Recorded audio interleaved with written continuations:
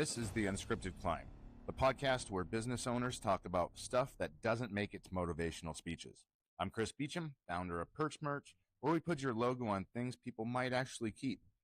I co-host this with Natalie McCauley, founder of Oh Hello Agency. She makes brands look like they have their act together.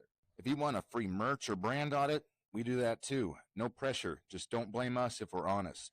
Go to theunscriptedclimb.com. Let's get going. All right, everybody, welcome back to another episode of The Unscripted Climb, sponsored by Oh Hello and Perch Merch. Me and Chris are here today, excited about the guest we have on. It is one of my closest, dearest friends. She's in my wedding in just a couple of weeks. So after you hear this episode, we will have already both walked down that beautiful aisle. Jess Loseke, CEO and president of Midwest Barrel. Welcome to The Unscripted Climb, Jess. Thanks for joining us. Thank you. Yeah, thank you so much for having me. I'm excited. So Jess used to live in Nebraska. Okay. If you're a Nebraskan listening to this, and she moved to Louisville, Kentucky. The only reason I know how to say the name of Louisville is because I was interviewing for a local news station there, and I mispronounced the name of the city in the interview, and they told me it was why I didn't get the job because I didn't feel like I would. Well, yeah, that's. I mean, and if you're a journalist, do your homework, right? But that's neither here nor there. So Jess actually just recently, in the last couple of years, moved the business out of the headquarters of Lincoln, Nebraska, and her and her husband started this. Basically, her husband started it, and then they scaled. So I'm going to let Jess kind of open up and just share the story of how Midwest Barrel got started, what the idea was in the beginning, and kind of where they're at now. And then we're gonna dig in, Jess. We're gonna ask you all the hard questions. Yeah, awesome. Well, again, thank you so much for having me. This is a fun full circle moment just to get to see what you're doing, Nat, and I'm excited for your podcast. So a little bit about my journey. This was not my idea. I did not ever envision selling barrels. I didn't ever envision myself in the bourbon or the spirits industry. So my journey into this starts a little bit after we launched. Everyone wants to know, how on earth did you start selling barrels? So I am going to tell you. My husband, his name is Ben. He's wonderful. When he was working on his PhD, he was studying, it's called viticulture, which it's the science of growing grapes. And I traveled a lot for work. And so he would go to auctions, estate sales, garage sales, kind of anywhere that you could buy other people's junk. And he would buy their used junk and then he would resell it. And so I would be gone during the week. I would come home to a garage full of new things that he would then spend the next few days selling, and he would turn over his inventory. And it just kind of turned into a hobby that overtook our lives. So he did that for a couple of years. And then when we were expecting our first son in 2015, I just really did not want strangers coming to our house at all hours of the day. I was afraid of baby nappers. I didn't want it. And so I told him he had to go to a storage unit. And that kind of sparked the idea of what would be one thing that he could specialize in buying instead of all of these different types of goods. So he would sell furniture, tractors, a lot of collections. So think like a Barbie collection. Did you know people collect buttons? Just the weirdest crap that you could. Yeah, very weird. I know that because my daughter does it, and I find it. Every time I'm like, oh, she didn't appear strange to me. I'm just kidding. Don't tell me. The types of things that people collect were just very interesting. So he would go find people that were ready to offload their collections, and then he would find the next buyer of it. He, in kind of this transition with having kids, he decided to test buying some wine barrels. He thought maybe his connections in the Nebraska wine and grape industry would be good intros, and that he could sell these barrels for decor purposes for people to use at their homes. Turns out that breweries were using barrels to age beer. And so when he heard about it, he put a barrel in the back of his pickup and he started driving around to the local breweries in Lincoln, Nebraska, asking the head brewer to come out and smell his bunghole in the back of his pickup, because that's what this thing right here is called. This is a bunghole. Of course it is. Yes, got it. Yeah. And so question to ask. yeah. Genius sales pitch. So he that's how he got started. And then that version of the hobby just started overtaking our lives, just slower. And so he did that for a couple of years by himself, had hired our very first employee. And then that employee actually decided to move to Colorado. And I was like, you need somebody to open the phone or answer the phones. And so I just showed up to work the next day. So I had actually left my job the year before, because by then we had 2 young children and Ben was finishing his PhD and it was just a little chaotic. So I had quit my job and then I just showed up at Midwest Barrel Company. And I kid you not, I'm like, I don't know anything about barrels. I don't even know what I'm going to do. And so Ben's first assignment was go to this meeting with this girl that had been calling him repeatedly over and over again about building this new website. Go meet with her. And that was my very first assignment. It was Natalie. Yeah. So she and I started working together, and we took Ben's idea of adding e-commerce so we were the very first company to ever sell a full-size barrel on the internet. And that proof of concept was great, but we could only sell we could sell more than 1 barrel at a time, but it would just take the $180 it cost to ship and it would just multiply it by $180. And so Ben really wanted to get more accurate shipping integrated. And so we set off on this journey to really revolutionize how barrels were bought and sold on the internet. And that's what I came in and found out. I love marketing. I love adding tech to a space where it doesn't really exist.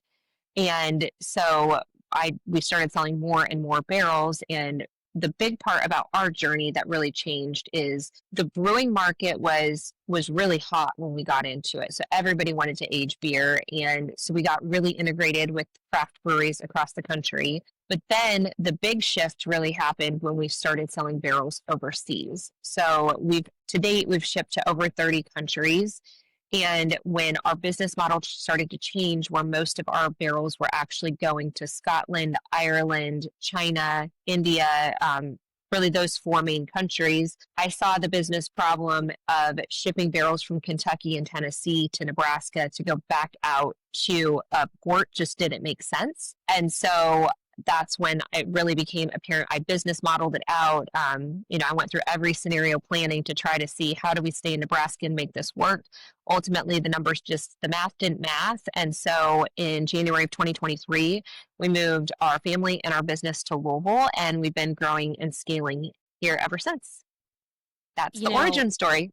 Yeah, that's a great high level. I know Jess so well, I'm gonna get into some details. All right, I want to take us back. Okay, Jess shows up at this meeting with Ben, and she's like, Ben is a very like relaxed, casual guy. We had talked about the website. I honestly thought, I don't even know if he's going to go with us. And then Jess shows up and she's like, all right, here's what we're going to do. We're going to get barrels online. We're going to, but what people don't know until Jess talks about it is that Jess fell down the stairs and broke her arm like right before she went back into day 1 at Midwest Barrel and really went full force. And I think, Jess, when you tell me that story of what you and Ben went through in that period of time and how you kind of picked yourself up and decided to make such a career shift, it's kind of insane to me. So would you, maybe share a little bit about that?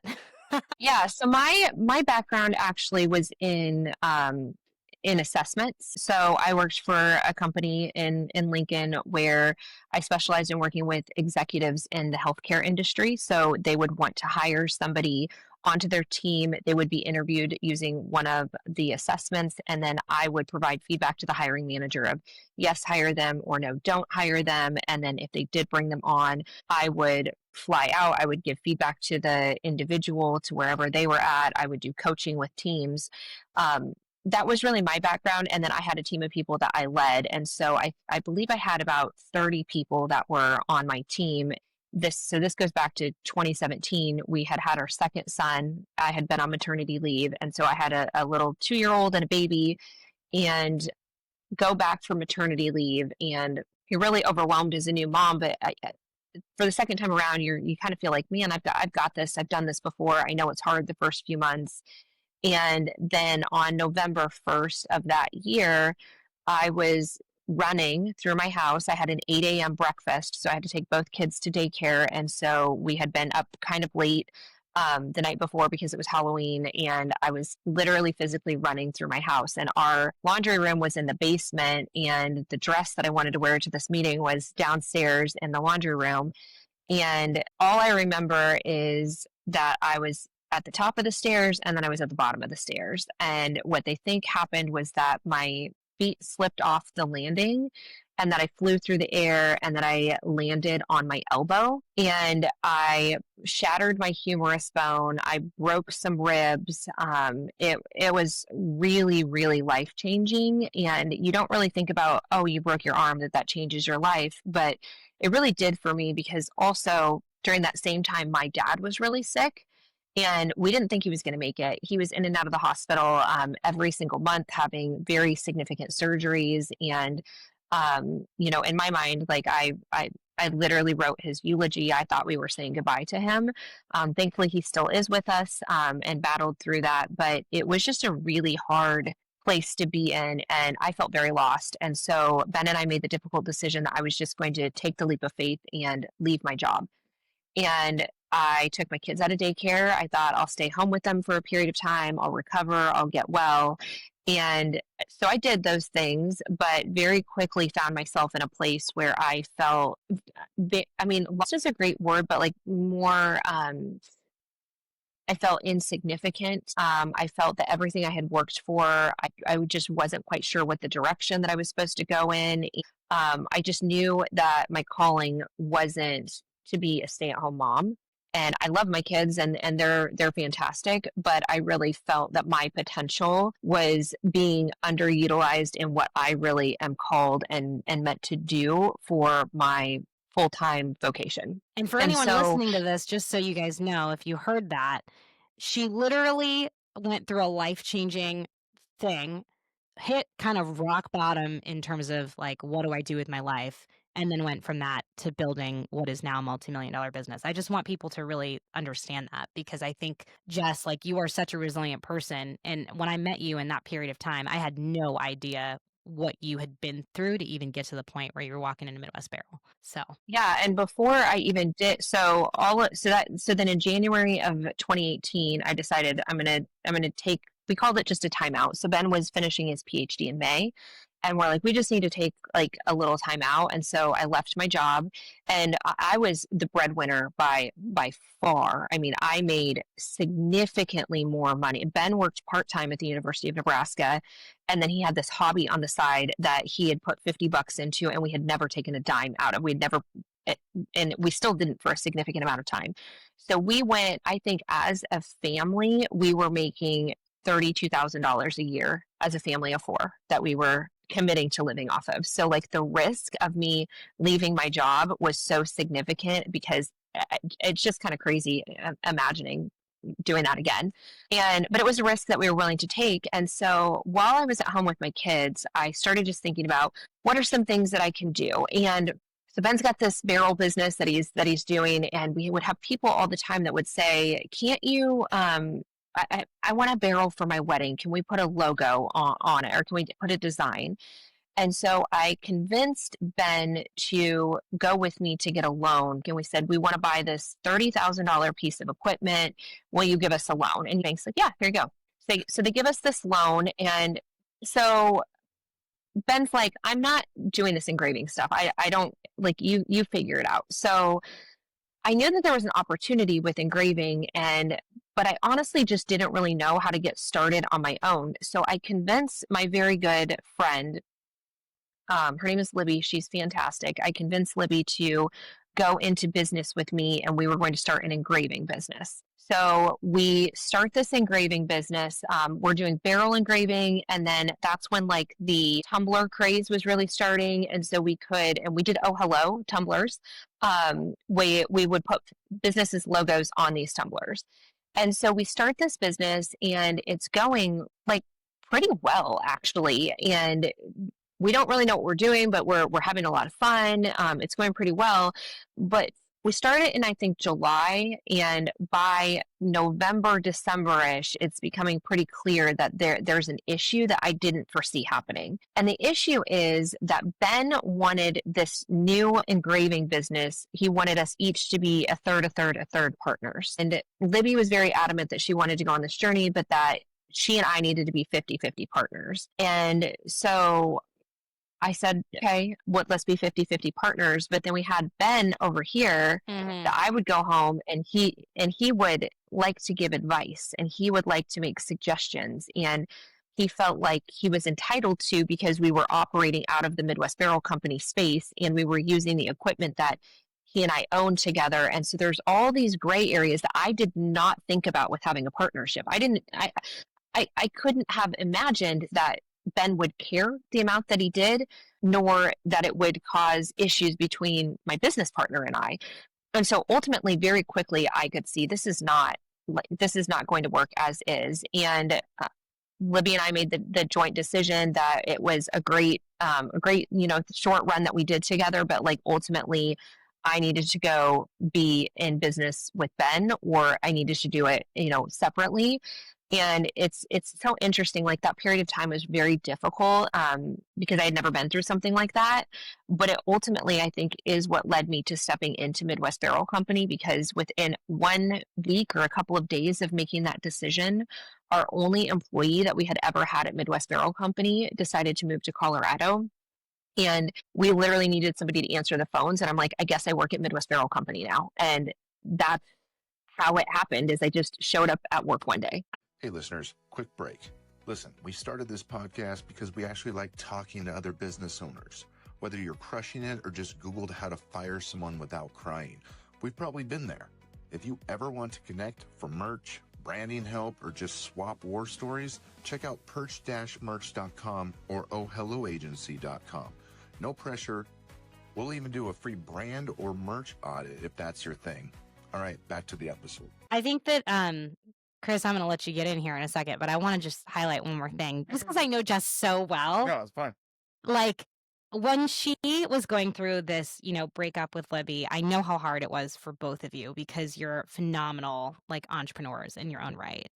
She's told me so much about this person. I remember when we got coffee, you made a decision to cut the laser engraving from and the promotional side of your business. I think it was like maybe a year after you'd been there, maybe 2 years. It was a very tough business decision for you, but once you did it, I know the business grew significantly. How do you make a decision to cut things that aren't working and to step away from things that are not right? So the engraving side of the business has always been interesting because it's what got me into it and it's what I'm really passionate about. And I think sometimes it's really easy to hold on to those things. And it honestly, on one hand, it would have been a lot easier to just try to continue making this business with my good friend work. And gosh, I'm like, would we even be friends if we would have continued to force something like that and force a partnership that when it's clear that's not exactly how it was meant to be? And now the amazing thing is like she has a school in Lincoln and would she have founded this great, amazing resource for education in Lincoln, Nebraska if we wouldn't have gone that path? I don't know. Would have I been involved in Midwest Barrel Company? I don't know. Maybe the business wouldn't have even succeeded if I wouldn't have made that hard decision initially. But we did end up keeping engraving under Midwest Barrel Company, and we built another website for it. And it's been ultimately something that hasn't scaled at the same rate as the rest of the business. And so it's always this push-pull of when do you fail fast versus when do you funnel more money into something. And I've had a couple of different things that I really believed in. I put a lot of time and effort into and had to say, the business is taking us in a different direction and we would have to divert major resources in order to continue on this path. And so we just can't do it. And we shut our engraving division down for a year when we first moved to Kentucky because of that. Yeah, I know exactly what you're talking about with you have a passion for that, but at the same time, it's like, how much money can you keep throwing at something when it could be going here, the thing that's making you money. Yeah. So I want to go back to like the very beginning. So like when we start the website with Natalie, like, is that how you were mainly selling? Is that was that the key to get it really going? Okay, so kind of yes and kind of no. This is like a fun part of the story, and this part is a little bit more Ben's initially, but I just like geek out over this. So Ben is like your quintessential like startup founder where he's so scrappy, he will learn everything. He learned QuickBooks and he had this idea of I think that I could sell a barrel on the internet. And I'll never forget the day that he created this Wix page and was he terribly put a good. barrel up for sale. It was terrible. And like a couple days later, somebody bought this barrel from our Wix. I wish that I knew who this person was, because I need to write them a letter. I need to write them a thank you letter for the confidence and for believing. And I mean, we would all think that that was a scam from China today, like that, hands down, like that's what we would assume. But they bought it, and we sent the barrel. And so then he worked with somebody to build a Squarespace website. So while he's doing all of this, he decides to start collecting email addresses. And so he just starts building this list, and anywhere and everywhere that he could get somebody's email address, he would add them to the list. And then he had this idea of, what if I send a weekly email and just tell people what I have in stock? And so it was like literally just a list of, here's the links to the products that I have, and this is our inventory. And that today is still a practice that we do. So those were the two things that went hand in hand, is yes, the e-commerce, but it really was the email marketing of, nobody else has done this before, and we're going to get in people's hands in real time, this is what is available. And then the third thing that he did, which we still highly value today, is we would ship super fast. So if you placed an order today, by the latest, it would go out tomorrow. And that was unheard of in our industry. Nobody was doing it. And so we just tried to make it super simple. You could buy online. You didn't have to talk to a person. And then we're going to get it to you as fast as possible. Speed and technology, two friends. And so then you learned that you're shipping it to Louisville. Is that Louisville? You're still messing it up. You can say Louisville. You just cannot say, you can't say Louisville. Yeah. But if you want to be correct, just say it like you have a marshmallow in your mouth. Louisville. There you go. So, you don't have to sing it like Natalie, but yeah. So you're shipping it to one place to then ship it to another, is what you realized you were doing as well. When the move, yeah. Yeah, and we still do ship to our facility and then ship to another place, but because we grade the barrels, and so we don't just drop ship. So there's a service that we add to it, but it goes 30 minutes instead of 11 hours. So like 30 minutes transportation. I think this is a good time to just say, you've had, as any entrepreneur has, a lot of ups and downs. Can you tell us a little bit about like port strikes, tariffs, barrel industry? What are some of the obstacles and situations you've been dealing with, and how are you guys solving those problems when a lot of people might just throw their hands up and be like, I can't deal with this? Yeah, so I mean, I think that you can input here really any economic variable, and we could have a whole podcast talking about tariffs or port strikes or things like that. But like the reality is that we're always going to be facing a variety of different economic factors. But like the real thing that if you're an entrepreneur, that what you really want to hear about is cash flow management. Because that's what every entrepreneur goes through, is how do I have enough money to fund this and grow? And that has been hands down our absolute biggest challenge as a business. We're an inventory business, and so we have to pay up front for our inventory. And then as we've grown, these large, mega publicly traded companies, they demand payment terms, and they don't work with you unless you offer 60-day payment terms. And so that by far, the economic variables do not help, but that by far has been the number one constraint that we have and do continue to face, is how do you make good strategic long-term decisions, but also really manage through the day-to-day of, I bought a lot of inventory and I don't have a lot of cash in my bank account now, and I don't want to go into a lot of debt. We funded our company with literally $50 and then reinvested,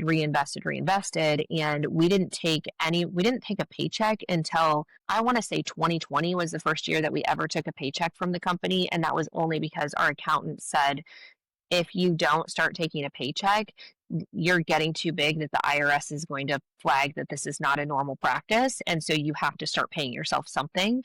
And so we just had that insane discipline early on to just continue to reinvest and reinvest.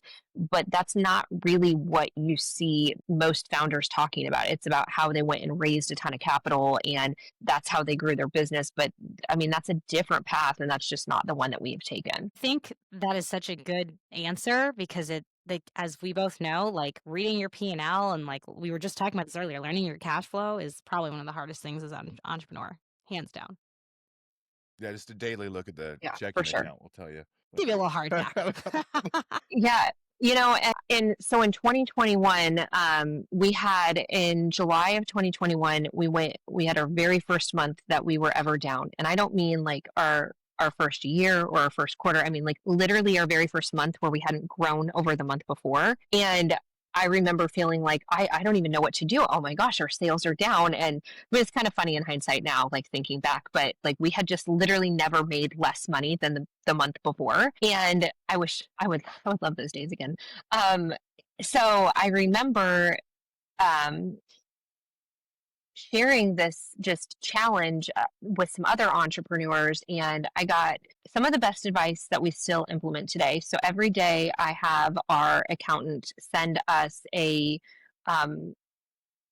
daily report that tells us literally how much cash we have in our bank account. It tells us what we have for accounts receivable, what we have, what we owe for accounts payable, and then it tells us what our gross is. And then we have added in the last 18 months our cash conversion cycle, because being in an inventory-based business, if your cash conversion cycle slows down, you're going to see your actual cash in your bank accounts go down, and you can't ever run out of cash. It doesn't matter how much money people owe you, you can't run out of cash. And so that has really helped me from an education standpoint, where I don't feel like I need to look at a P&L every single day or even every single week. Yes, certainly analyze it on a monthly basis. But if I get that one report every single day, it really helps frame up what's going on in my business. So if accounts receivable dropped a ton from the day before, I better see a big influx in my cash go up. And if it didn't, something's not adding up there. We lost a sale that we shouldn't have. Like, how did that happen? So what's it look like now for day-to-day operations? Like what kind of facility you have? What's the ins and outs of that? Yeah, so we just moved to a brand new facility, officially did our move May 31st. For everybody that whenever you listen to this, it's fresh and it's a huge major accomplishment. Moved 21,000 barrels from one location to another. Okay. So we are. Do you say that again? 21,000 barrels. 21,000 barrels. That's crazy, Jess. I didn't know that. That was your inventory when you moved, which you probably tried to not get any more for a while. Yeah, we tried to sell through and reduce, but yes, so 21,000 is what we had on hand when we moved. So we have a 72,000 square foot facility. We are in a previous Zappos building. So Zappos is owned by Amazon. Do you guys know what Zappos is? Shoes, baby. Shoes. Yeah. Like, nope. Natalie would know. It's like discount shoes. So they built this really beautiful facility I'm sitting in a photo booth actually. So they had all these photo booths. They would bring shoes in and they would take some photos here, but they never stored a single shoe in the actual facility and they never used it. So they had millions of dollars worth of racking that they never put a shoebox on. And so this is pretty much like a brand new building that has never been used. And it feels very serendipitous that we're here because industrial real estate is very hard to find in our market. We've got 10 dock doors, which if you move a lot of inventory, like that is the biggest blessing that we've ever had. That was one of our big constraints at our last facility. We only had 3 dock doors. And so you literally can only move so much product through the door when you only have 3 doors. And so we've got a team of 19. We're really small. We have less employees today than what we had in 2020. And we've been able to scale with great equipment and really great technology and ultimately really great people. So we had a great team in Nebraska and we've continued to hire and recruit really, really strong people. And they've made all the difference because our team is going on I think we're at 660 days without a reportable accident. That's something that we're really proud of. Every barrel weighs 120 pounds when empty. And so accidents are a really big thing. I'd love to host you guys sometime. It's beautiful, and we're really proud of it. I think that would be fascinating. It is truly cool. I mean, I remember seeing it in Lincoln, and they have these little brewery happy hours, and it was great. So I think one of the things that I know our audience really struggles with is, when is it time to move into a leadership position and when is it time to move out? And you and Ben have done such a phenomenal job of navigating as a couple who should lead and who shouldn't, and kind of making decisions. Can you just share the challenges in that, the wins in that, and how you became CEO? Yeah, well, first of all, working with your spouse is not for everyone. It works really well for us, and I'm really proud of it. And I think that it is actually very much a reflection of our partnership, because we're personality opposites in a lot of ways. So Natalie referenced at the beginning of the podcast, but he's super laid back. Don't tell him this, but I like to call him Basic Ben. That's not his favorite term, but he's consistent. He's not emotional. He's super easygoing. He's very likable, and I am very intense. I'm very very focused. Yeah, I don't mess around. And so we've been a great match together because he can work on the sales side, and then I can work in the other areas of operations. So we've just been great at figuring out what each other does really well, and then try to put each other in positions where we're doing more of that. So when I joined the company, there wasn't this grand vision of I was going to come in and be CEO. Again, he didn't even really honestly want me to work with him. It was just, I literally showed up to work, and I'm like, I also did that when I moved in with him. I just kind of showed up one day and I was like, here's my stuff. I was like, we're either doing this or we're not. And so I kind of did that same thing with the business, but I had a vision of what this could become. I was starting to get that vision, starting to get that bug, and I just felt like he's really good at selling, but he wasn't doing any of the other areas. And so I didn't necessarily start out with this vision of I'm going to be CEO, but it became very apparent that people did not know who to go to, and they didn't know who to look to for direction. And I started setting a lot of the direction, and he would conflict with me. And so it just took some honest conversation for us to get in the right roles, because I would set the direction and the vision, and then having him undermine my decision didn't feel very good. And ultimately, people look to him as the original founder. Well, I should listen to Ben. And once we figured out, I'm not a huge titles person, but in this case, I do think the titles really helped, because it really helped define, this is my lane and this is his lane, and I'm going to support him really well in his, but I expect him to do the same in mine. It was hard. Right now, he's actually leading our sales team, and that's not his sweet spot. He hates holding people accountable. He hates a lot of that. Kind of our next strategic hire is probably going to be a sales manager, but he is brilliant at coming up with innovative and creative ideas, and he's really good at having a pulse on what other people will spend money on. And so I try to get him into more areas where he does that. I love that you mentioned that you felt like he undermined you, because even though it wasn't his intention, it probably took a lot of communication to get through that. How do you even have that conversation?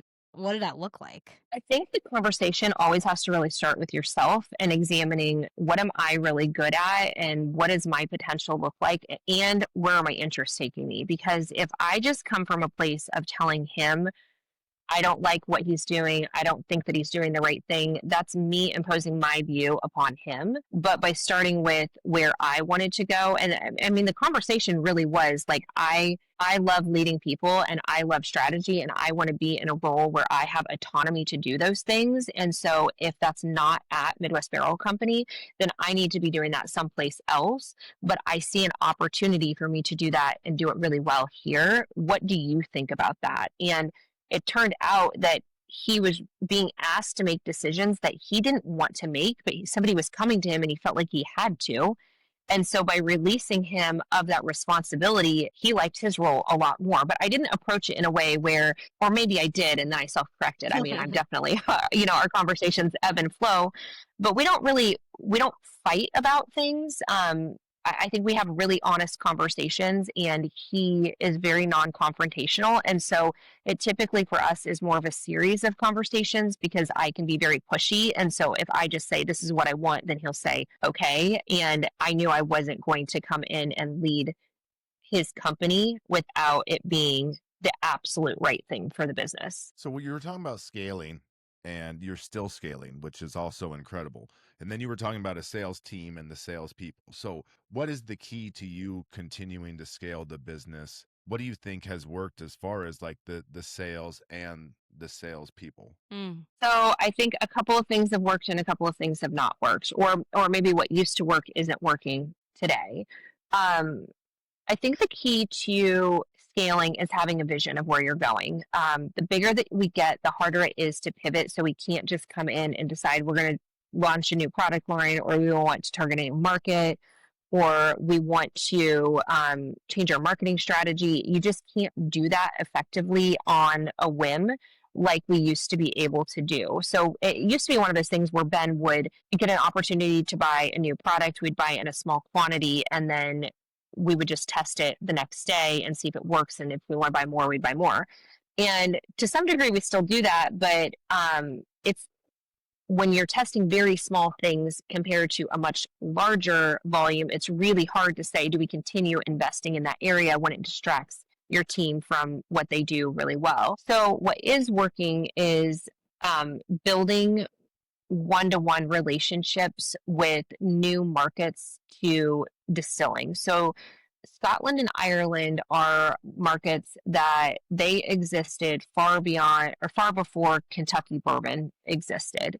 And so that's kind of the historic whiskey that Scotch is what the world knows. And so they understand barrel aging. They were doing it before we were, but who doesn't are some of these newer markets. So India, for example, is a market that Ben went to earlier this year, and they're so new that they just don't quite understand how barrel aging works to the full degree. And what I mean by that is we sell a used product. So when you look at this barrel behind me and you see there's rust on these rings here, a new brewery might think that rust means that it's bad, that it's been exposed to something that it shouldn't be, or that it leaked, when that is not at all true. And so we're having to do a lot of education. And so besides like the one-to-one, like actually visiting them in person, the other thing that is working really well is trying to do a lot more PR. So historically, that wasn't something that we did, but we're trying to be out in the market in a way that our partners would know who we are and know that we are legitimate, because these companies overseas, they don't know any company. And so they want to have confidence that they're working with a real company and it's not a scam. And so being in an international business, that's a really big deal for us. And so we're trying to show, yes, we're real, and here's all of the things that we are working on or have done in the past. So then how are you doing that still? Yeah, Like what's your strategy for, I mean, is it sending people off internationally once a quarter? Is it PR with, I know you've been working on personal brand content. What's the strategy to execute that? Yeah, so Ben and we have two Ethans on our team. So our team's very small, so we have three people that do sales. And so Ethan Schulenberg, who has been with us since 2020, he moved from Nebraska. He leads up our breweries, and so he spends a lot of time going to conferences, meeting with breweries in person, and so he handles all of the domestic side. And then our newest Ethan Short, shout out to him because he's not short, and it's very confusing having two Ethans be in sales, and one is short but he's tall, and yeah. So he has really taken over LinkedIn. So LinkedIn is really kind of his platform to connect to people internationally. And so he works really hard, and then he sets up these meetings with international clients. And then Ben has primarily been traveling to go meet them. So we're trying to get a couple different trips every year. These are really big, intensive trips. So far this year, Ben has gone to India and Nepal, and then we were going to do China with the tariffs. I don't know that China will be in the cards for this year.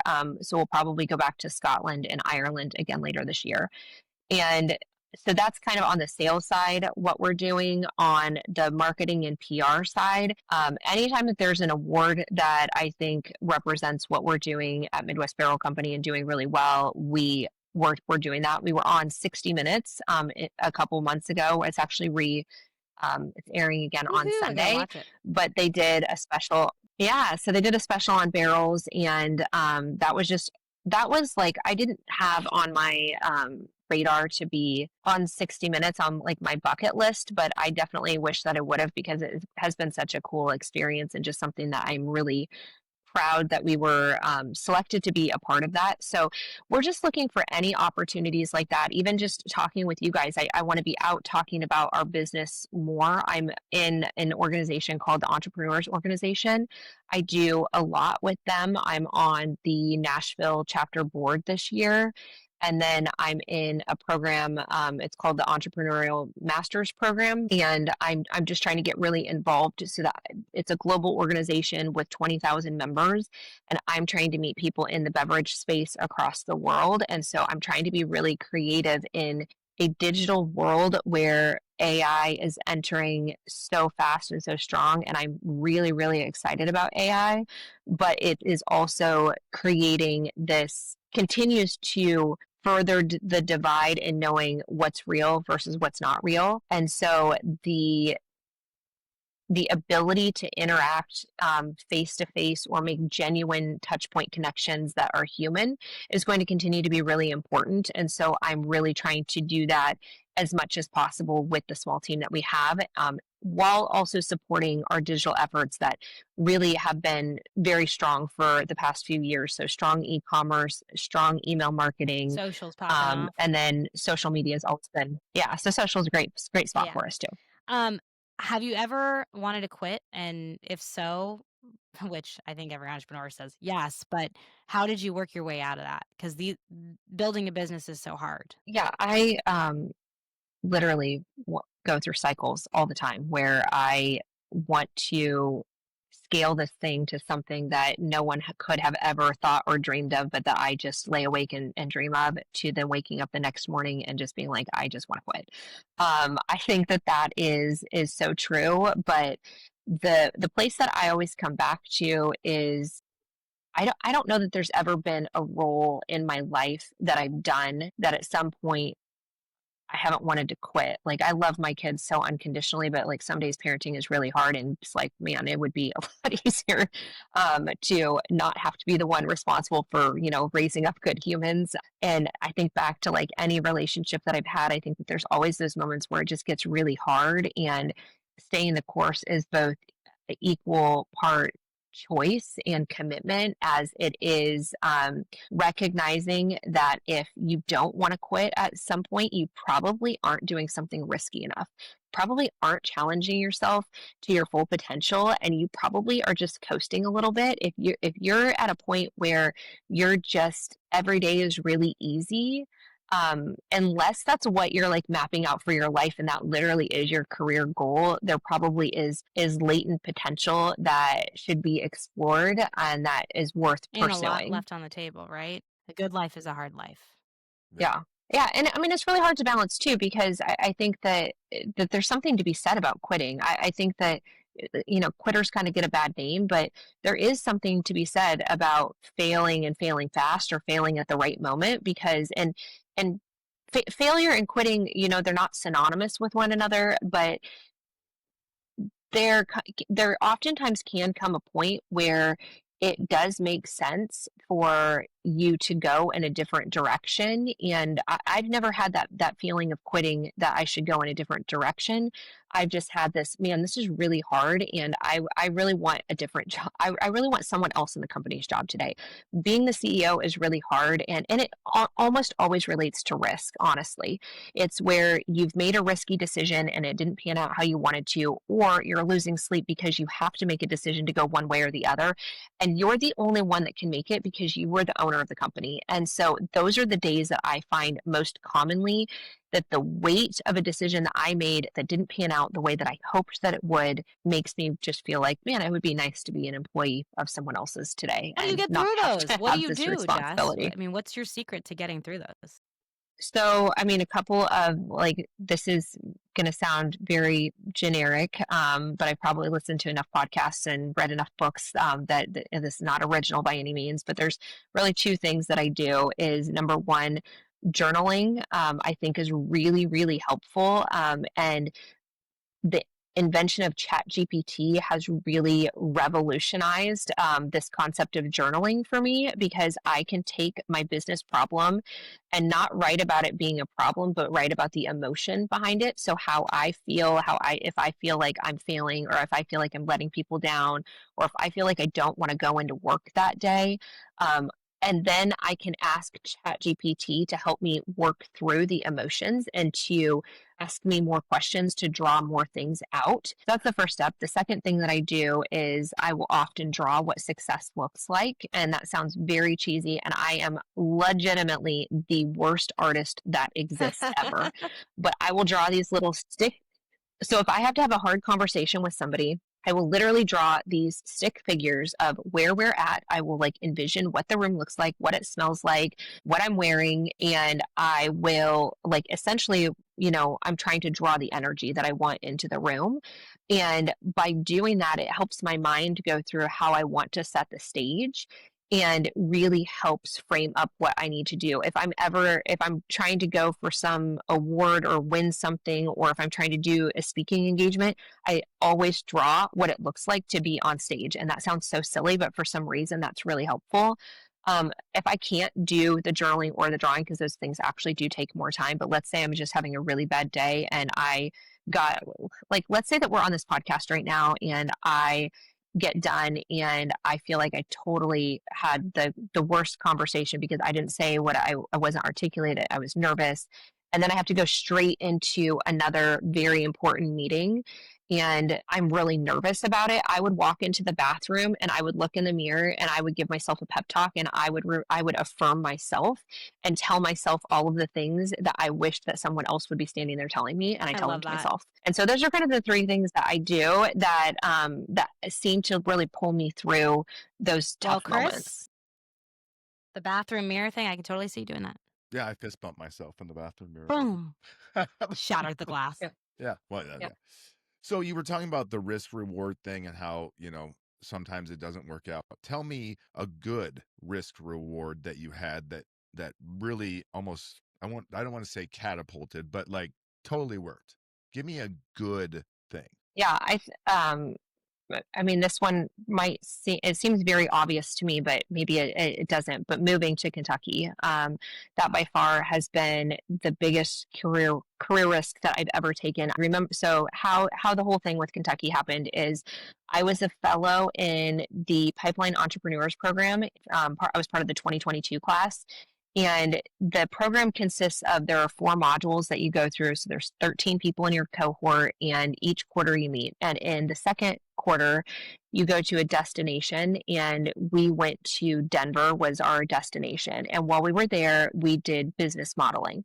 And I had decided that I wanted to focus my business was a little further along in revenue than a lot of the other people in the cohort. And so I really wanted to maximize the experience. And so I focused the majority of the program around our smoking wood line. And smoking wood would mean if a barrel couldn't hold liquid, then we could chop and chip up the barrel and sell it for barbecue smoking wood for grillers and smokers to use. So I really wanted to scale this particular product line. And so I did multiple business models as part of this module of scaling that particular line. And in every single model that I did, the shipping costs were just I couldn't get around these crazy shipping costs to ship the product from Kentucky to Nebraska. And I remember the last day we all went around and shared what we were going to go take to our leadership teams when we returned to our businesses. And I went last and I said, I am going to go back and tell my team that we need to relocate to Kentucky. And I think everybody sitting in that room thought that I was absolutely crazy. And like, how did she get that out of what we just did? And I went home, I talked to Ben, and we started putting the wheels in motion. And all of our families in Nebraska, and like our families were not like they're supportive of us, but they were not supportive of the move because we were taking their grandchildren away from them, and we were and we were so successful in their eyes. So why would we need to go move somewhere else to like why couldn't we just stay and do what we were doing where we were doing it? And we relocated the kids in school. So our kids were 8 and 6 when we moved, and we didn't know a single person. We didn't have a team here. And it was so, I mean, that is so many risks bundled all together. And I'm really proud to say that like it did end up working out. It was worth it. The community is great. Our business has grown a ton. It was definitely the right thing to do. But there's definitely been multiple times where I'm like, am I going to be packing up and going back to Nebraska? What does that I look think that like? the entrepreneurial fear is so real when you have to make a big decision. But something I hear you saying is you actually gamed it out in an analysis. You crunched the numbers and you made the decision based on logic and finances first. And then you let the emotional weight of everything kind of fall behind. And I think what I mean by that is I think oftentimes we know what the right decision is. Sometimes based on intuition, if it's something that affects our mental health, sometimes based on logic, but we hesitate to pull the Band-Aid off because we know the stress that it's going to cause, and it actually causes more stress over time. And I think that, you guys were experiencing that with the shipping. Yeah, you can also definitely get stuck in the facts and the figures. I mean, analysis paralysis is a real thing. And so there does have to be on like truly big picture risk. Like there has to be some element of intuition and just like your gut is telling you to do it. And so you do it. And Ben has unusually strong intuition. So if something is telling him no, I pay attention to it. It does not mean that we always follow it, but I really do pay attention when his intuition is green or red lighting something where I don't feel like I naturally have as strong of intuition. So I really do rely on the datas and the facts. And so blending that together has been really nice because if I'm opposed to him, I'm always going to come with actual data and facts. And it's not just going to be like intuition that's opposed to one another. What does the future look like for your company? Where are you going? And how are you setting that course? So I think that's a great question that there's kind of like the long-term vision, and then there's also how do you get there? And those things are always tend to be in not always in conflict with one another, but they can be. I talked about cash flow management earlier, and I think that if cash was not ever an issue and I had unlimited funds, that answer might look a little bit different. But the big things that we're working on right now is we are going to be expanding to do barrel repair, which that's something that right now we don't do at all. So we bring the barrels in, and then we have a third party partner that will do barrel repair. Another thing that we're working on that I'm really proud of is we're expanding our Save the Stave initiative. So as we sell barrels, we plant more trees, and we are expanding it to other partners, meaning that anybody that's in the industry could join us and be part of the forest that we replant. And I am very excited about that because it's going to take it's going to be able to take a small impact and make it much bigger for our industry. And we partner with the Arbor Day Foundation on that particular initiative. And then then there's like small things that from moving still have to be done. And this is like the not fun stuff, but it's like actually real that you have to do as a business. So we still haven't moved our bank from Nebraska. We haven't moved our insurance or our accounting firms or any of those types of services. And all of our partners in Nebraska, they are still great, but I do feel like we're now to the point where we all kind of inevitably know that we're working with each other out of loyalty because we really like each other and not necessarily because those partnerships make the most sense. And so having those conversations of how do you leave the bank that gave you the start and believed in you, and find another partner that you trust equally as much. These are like real conversations that we have had to have. And I mean, that's like that's like real kind of boring stuff, but it's the stuff that sets the foundation for everything fun and exciting in the future. Where can we find you? Yeah. So Midwest Barrel Company can be found at midwestbarrelco.com and at Midwest Barrel Co on all the socials. Definitely give us a follow. We do a blend of education and fun content. More weird things that fun content. You wouldn't believe the things that you can do with barrels. And then you can find me personally on socials at The Barrel Girl. And on LinkedIn as Jess Loseke. Thank you so much for coming on, Jess, and for telling your story. And as one of your friends, I'm so proud of you. And I think this is a master class for anyone who's looking to take a side hustle, scale it, and turn it into a multi-million-dollar business. So thank you so much for coming on. We'll call it a day here. All right. Thanks, everybody. Thanks.